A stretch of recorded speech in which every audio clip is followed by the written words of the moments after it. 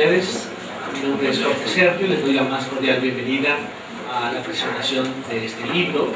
En esta tarde nos honra con su presencia en el panel de comentaristas el doctor Aspe, Bella, el doctor José Ramón Cosío Díaz y el maestro Bernardo Altamirano.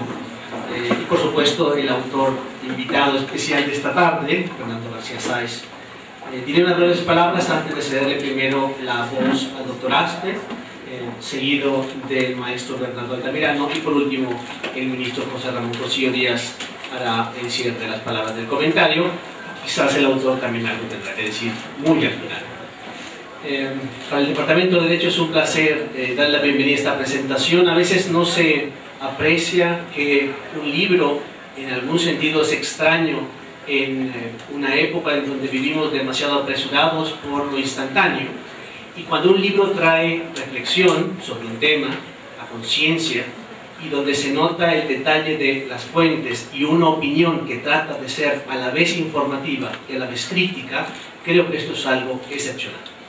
Y esto es de lo que se trata esta tarde, de tratar una obra que es el producto de un tiempo tardado, calmo, reflexionado, y del otro lado, que como cualquier miembro de una nueva familia, se recibe con alegría. Es que creo que un libro, en un contexto académico, no es otra cosa más que un fruto que ha tardado en madurar. Y en este sentido me congratulo mucho de la presentación del mismo y agradezco enormemente tanto la atención de ustedes como del tiempo de las personas tan importantes que le han dedicado esta tarde a su comentario. Sin mayor preámbulo, les doy la palabra al doctor Aspe, por favor. Muchas gracias, doctor Jorge Sergio. Encantado de estar otra vez aquí en mi alma mater y especialmente con gusto de acompañar al ministro José Ramón Cosío y al señor procurador Bernardo Altamirano.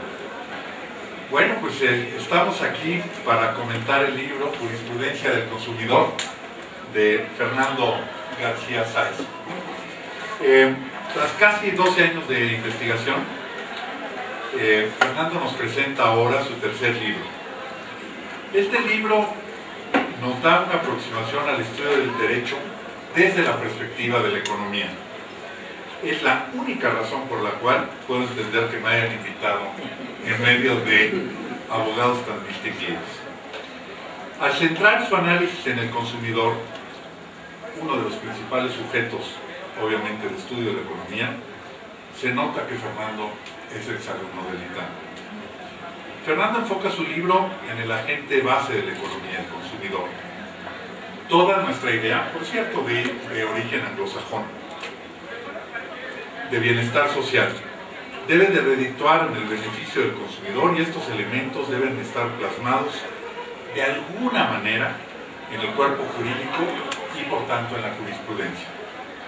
La regulación de la industria, la política de competencia, incluso la política fiscal, tiene que estar diseñada para que haya un beneficio para el consumidor. De ahí la importancia de tener en un solo volumen la jurisprudencia del consumidor. El libro presenta una compilación muy necesaria y sobre todo muy útil en un México donde los derechos individuales van cobrando preponderancia.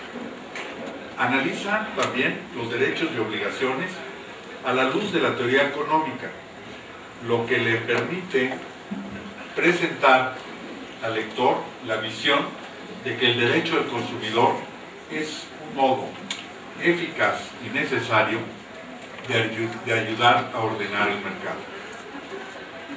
Como el propio ministro Cosío señala en la introducción al libro, a pesar de que la Ley de Protección al Consumidor y la propia Profeco ya tienen cerca de 35 años de funcionamiento, los consumidores aún no tienen ni la fuerza que debieran tener en su sentido organizacional, ni tampoco han logrado la transformación así incipiente de las condiciones generales del mercado y por tanto también de la prestación de bienes y servicios. Es importante resaltar que el ITAM innovó al impartir el curso El Derecho a los Consumidores y Responsabilidad por Productos en la Maestría de Derecho Administrativo y de la Regulación, con un temario diseñado para comprender la importancia de la tutela del consumidor dentro del sistema económico.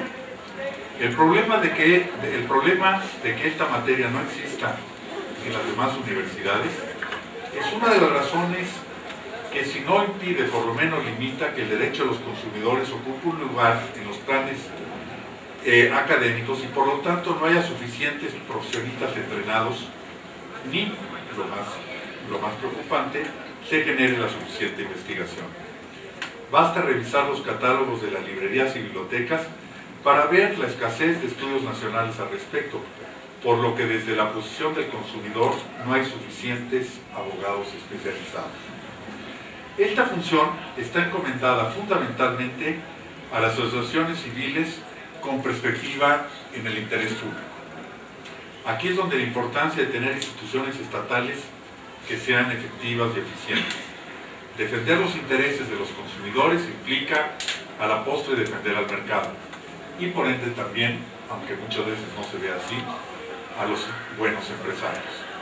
El derecho mexicano incorporó recientemente las acciones colectivas. Se reformó la Constitución a fin de que los ciudadanos cuenten con una herramienta de vanguardia a tono con el movimiento internacional de derechos fundamentales y hay un avance significativo en términos del desarrollo del acceso a la justicia.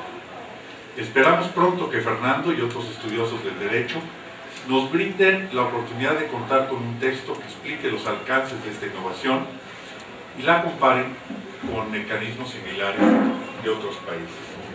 Déjenme por último, antes de terminar, hacer un comentario sobre la importancia de una publicación como esta para la reforma económica o la reforma del Estado. Como me tocó a mí participar en algunas de las reformas económicas de gran calado del país, como, por mencionar solamente algunas, el Tratado de Libre Comercio de América del Norte, el Banco de México Autónomo, etc. Yo creo que una de las cosas más importantes que los no economistas tenemos que, los no abogados en derecho que tenemos que tener en mente, es la importancia de transitar durante las reformas apegados al derecho.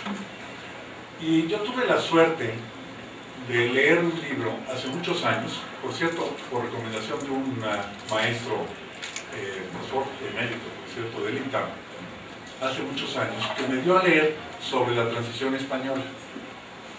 Y me dijo: Pedro, tú cuando estés en la vida pública, léete este libro, y era de un autor muy importante, que era el tutor de Derecho, el profesor de Derecho, encargado del entrenamiento del rey, entonces del príncipe, pero que eventualmente se convirtió en el rey de España, y que jugó un papel importantísimo como tutor primero, pero después fue presidente de las Cortes en la primera transición española, Fernández de Miranda.